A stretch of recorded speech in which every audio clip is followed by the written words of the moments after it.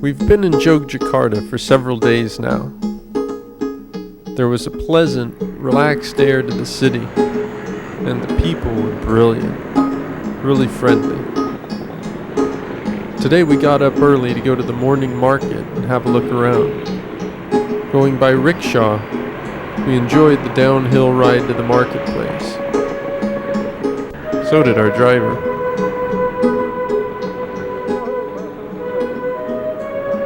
Abuzz with activity, there was all sorts to catch the eye.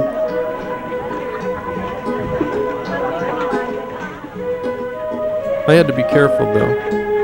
I nearly brained myself a few times on the low sheet metal roofs. In countries where being over 6 foot was uncommon, being tall proved to be a disadvantage at times. I always had to cram into local buses, and when going to bed, more often than not, my feet were hanging out over the end. It was really never that much of a bother, just something Siobhan and I laughed at, especially since she was more the average height and was comfortable most everywhere.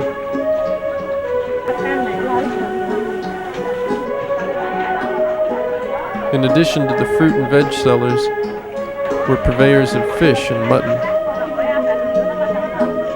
We didn't come across a butcher's very often, so reacting to my curiosity, this guy was a bit of a comedian.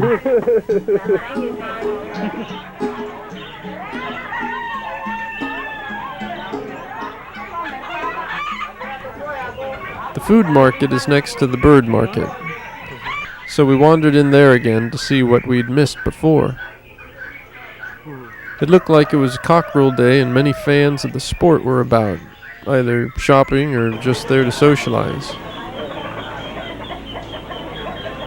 We never did see a cockfight while in Indonesia. I wouldn't have minded seeing one out of curiosity, but Siobhan hadn't any inclination to do so. Eventually, we wandered into an area where other animals were for sale. It was terrible seeing these monkeys locked up, frightened and confined as they were. I couldn't help but feel sorry for them. We had enough of the animal market for one day.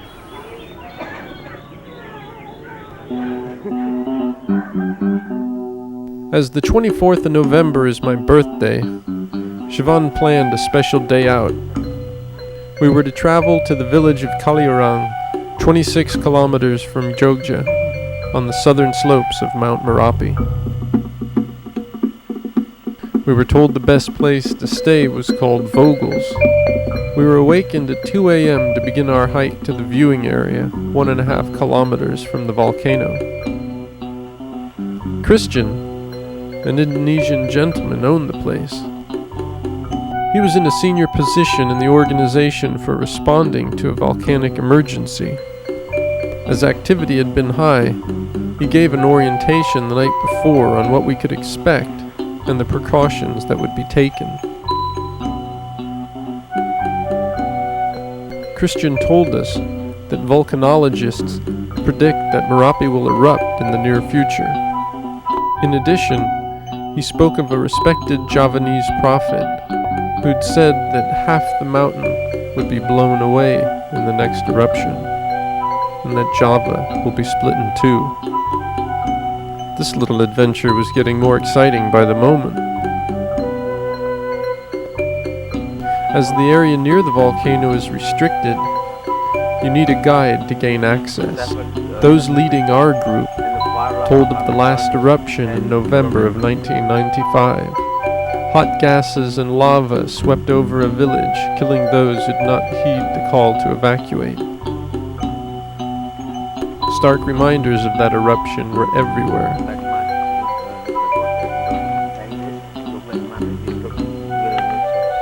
As was the slow recovery process. We enjoyed the sunrise and the changing facade of Merapi. By now, it was almost 7 a.m. and we had to get going. This was the most dangerous time to be near the volcano, as all past eruptions had occurred between 7 and 9 a.m., so we started hoofing it.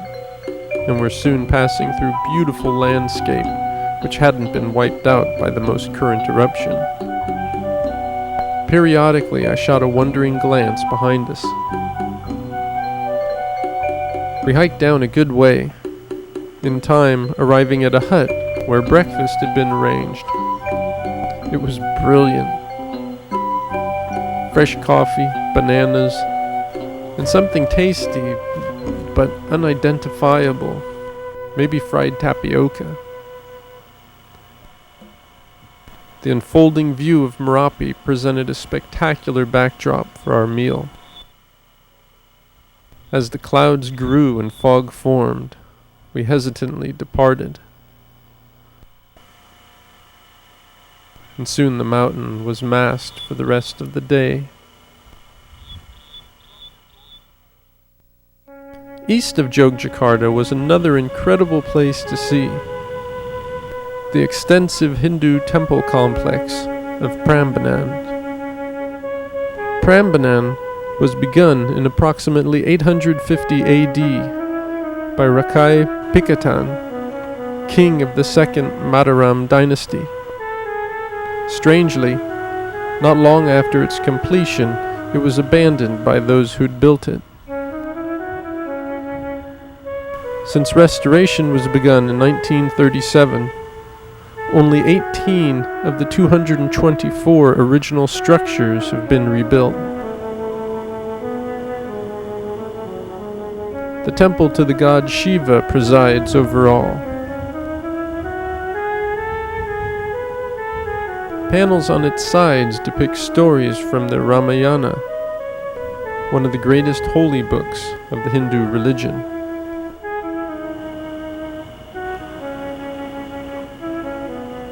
Within the temple were statues of Ganesh, Shiva's elephant-headed son, the teacher Agastya, and the goddess Durga, known to the Javanese as Loro Jonggrang. With the temperature soaring, we wandered about in the unrelenting sun, completely awestruck by our surroundings. We would have liked to have walked around longer, but it was just too hot. The next day, back in Yogyakarta, we decided to explore the Kraton, the Sultan's palace, an opulent place where you could wander and look at royal memorabilia. Stopping to rest, we listened to the traditional gamelan music played by the royal orchestra. This was music different from anything I'd heard before. It was hypnotic, soothing, and to say the least, entertaining to watch.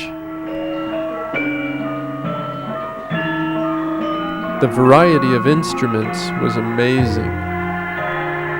I got a kick out of watching the old guys pass time until it was their turn to shine.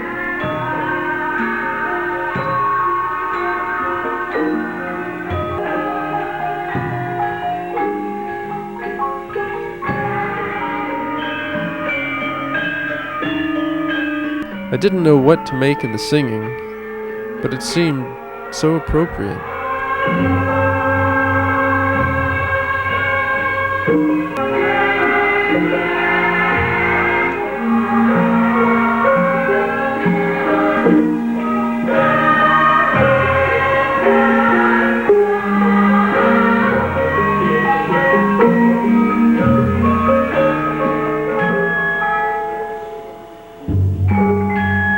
It was excellent when the first dancer came out.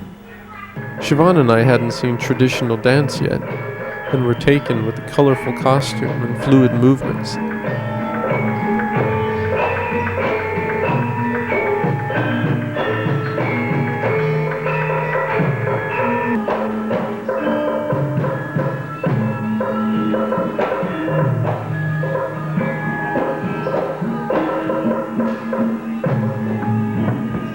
Next, a beautiful woman came out to do her part. We were enthralled.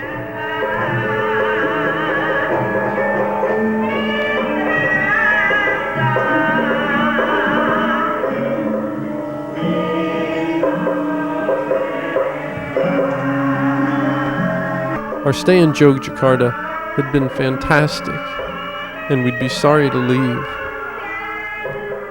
Siobhan and I were heading further east to Mount Bromo now. After a morning train, a few buses, and about half the day, we arrived at Semeru Lawang, on the rim of the Tangier caldera. Yeah, another volcano, but perhaps the most spectacular on Java. To reach Bromo, you have to descend Tangier's rim and cross what is known as the Sea of Sand. Once we got on the rim, time seemed to slow for us, and we stared in amazement. There was barely a breeze, as steam quietly rose from the gash in Bromo's floor, the thin dry air carrying a faint smell of sulfur. We only crossed paths with one other person this afternoon, and that was wonderful. We had the place to ourselves.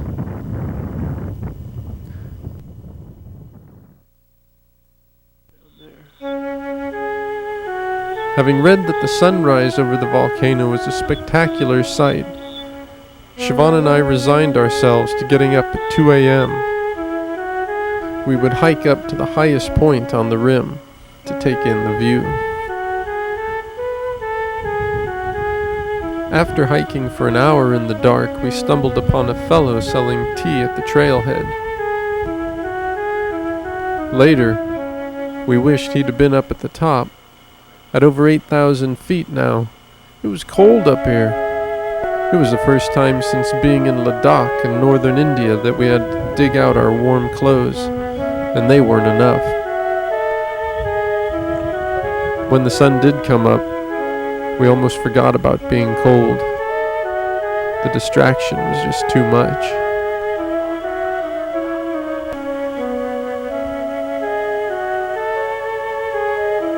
The view was incredible. The fog-shrouded caldera below, wisps of mist blowing by in front of us, and changing colors all around. To top things off was the surprise of seeing Mount Semeru in the distance, spewing out ash at regular intervals. We stayed at our perch until the sun had risen far above the rim. As we descended, we enjoyed the display beneath us, as the fog dissipated to expose the caldera and the sea of sand. Tangier first formed over 250,000 years ago, and since its eruption, 5 other volcanoes have formed in the caldera left behind, the most recent of which created Bromo, which is still active. On the road back, we bumped into fellow travelers Peter and Ellie from the Netherlands. We'd first met them on Sumatra in Bukit Lawang, then bumped into them on Lake Toba, again in Bukit Tinggi, and now here. The route we were on was common enough, but this was uncanny. We'd cross paths again on Bali.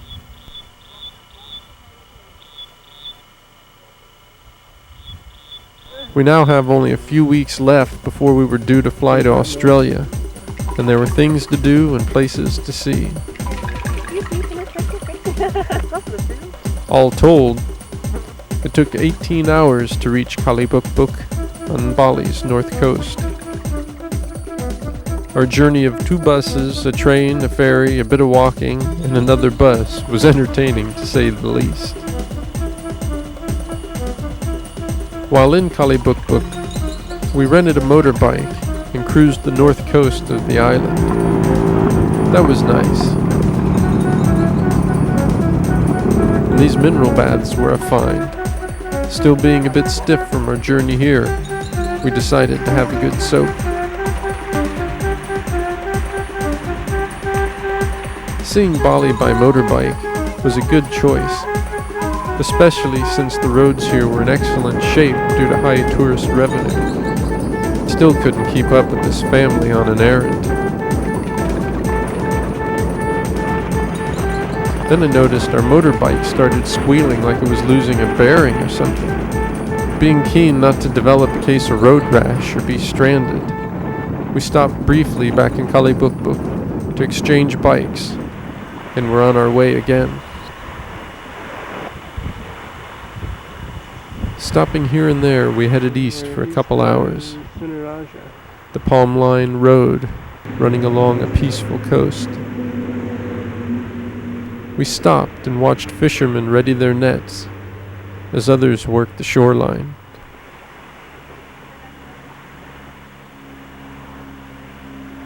Time was moving on, and we had to turn around and get back. On the way, we turned down a side road and took in a walk to this waterfall. A welcome respite from the vibrating of the motorbike. We didn't stay too long. The weather was changing, and rain seemed imminent. After getting back to our place and having dinner, we walked to the beach to watch the showers roll in. A few more days in Kalibukbuk was plenty, so we packed and traveled inland to Mount Batur, the only active volcano on Bali. It kind of felt like we're being obsessive or something about volcanoes, and I suppose we were. It was like we were drawn to them. Set beside a lake, Mount Batur was stunning. With only a few small farming communities in the crater, it was quiet and quite desolate. We walked along its deserted roads, passed only by the occasional vehicle or wayward dog. Given time, it was fascinating how such beauty could evolve from such a catastrophic event.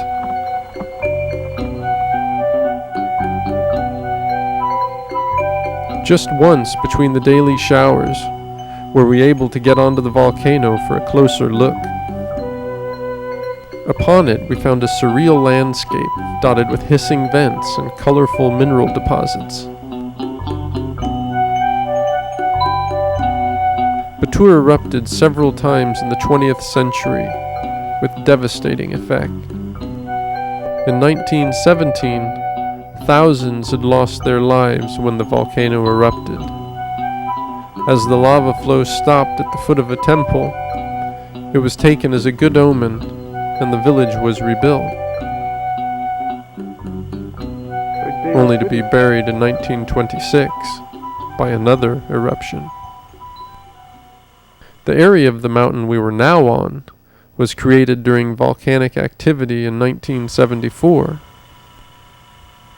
Mount Batur was a nice stop for a few days, but cold and wet during our visit, so we went a bit further south, to the artisan town of Ubud.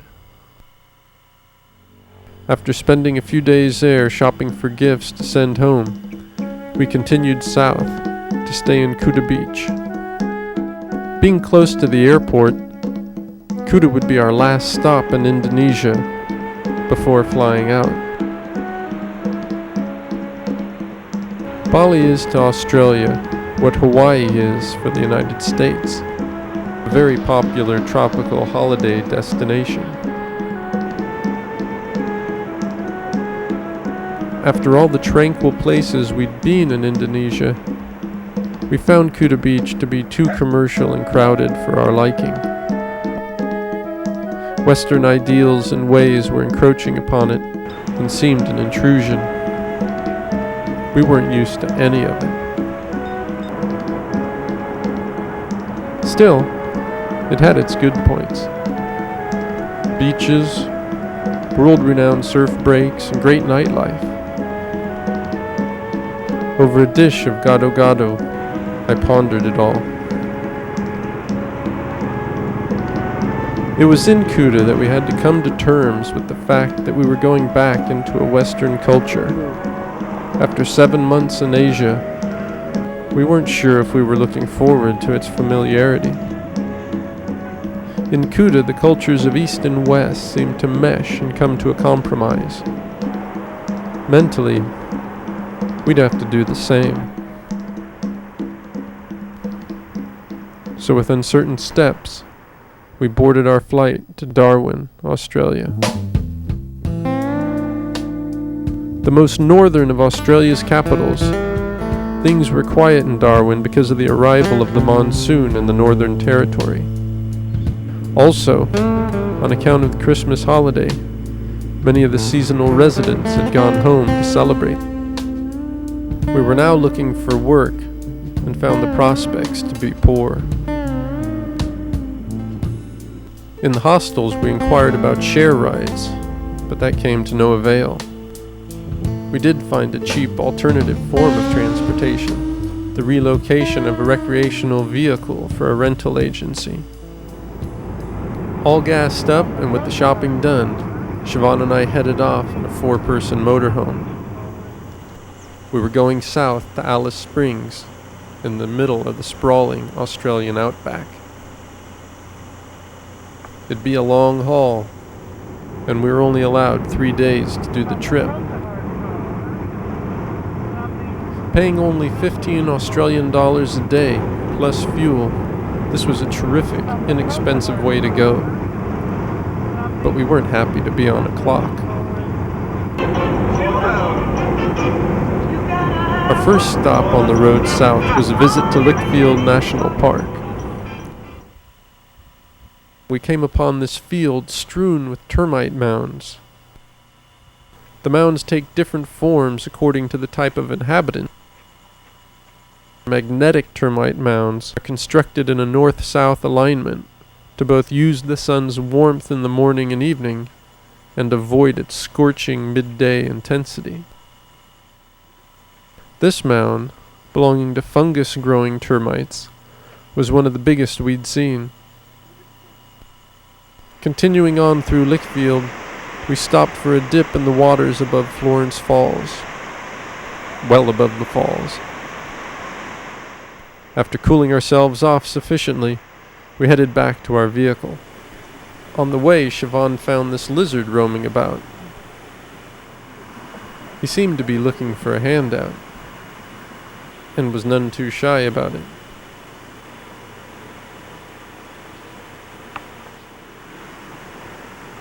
He's not afraid of me. After driving about more in the hot sun, we decided to stop for another swim in the waters of the Blue Holes. As the stream had carved out many pools in its passing, this was another good spot to cool off and relax.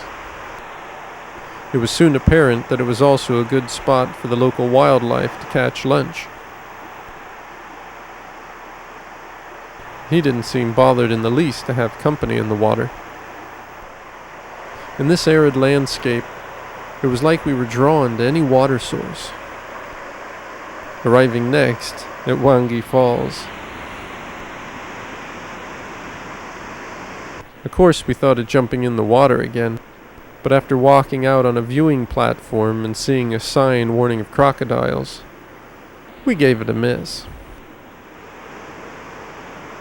We didn't see any crocs, but did notice a colony of bats at rest in the trees above us, and spiders in the bushes all around.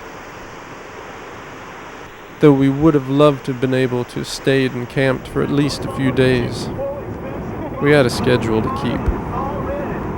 So back we drove to continue on down the road toward Alice. Next morning, Siobhan and I turned off the main road to visit Catherine Gorge. We'd hoped to do a boat ride. Unfortunately, our timing was bad and we couldn't hang around waiting for the next departure. We went for a short walk and took in the beautiful surroundings. This schedule thing was really starting to wear thin. We had time for lunch and then needed to get back on the road. Having the transportation we did, we couldn't complain. Knocked on the door and opened in the first and before we Many hours later, at the end of the day upon us, a brilliant sunset showed itself. On this lonely stretch of road, it was like we had the sunset all to ourselves, except for the roar of the occasional road train.